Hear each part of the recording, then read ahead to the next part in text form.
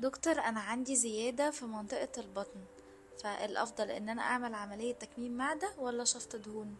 السلام عليكم. السؤال ده مهم جدا، وقبل ما نقول إجابة السؤال ده لازم نميز بين نوعين من أنواع الدهون.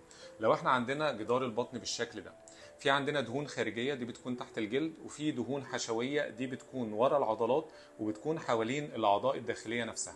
فلو احنا عندنا زيادة في الدهون الخارجية ومعدل كتلة الجسم بتاعنا تحت ال 30، يعني بمعنى أصح عندنا حوالي 20 كيلو زيادة، والدهون دي متركزة في منطقة معينة زي تحت الجلد، فالأفضل إن احنا نعمل عملية زي عملية شفط الدهون.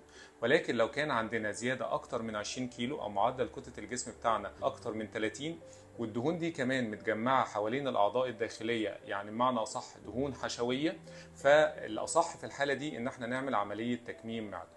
عشان كده الكشف الطبي مهم جدا عشان نحدد نوعية الدهون، وهنستفيد أكتر من شفط الدهون في حالة الدهون الخارجية اللي هي قدام عضلات البطن، أو نعمل تكميم في حالة الدهون الحشوية اللي هي بتكون حوالين الأعضاء الداخلية وتكون وراء عضلات البطن نفسها.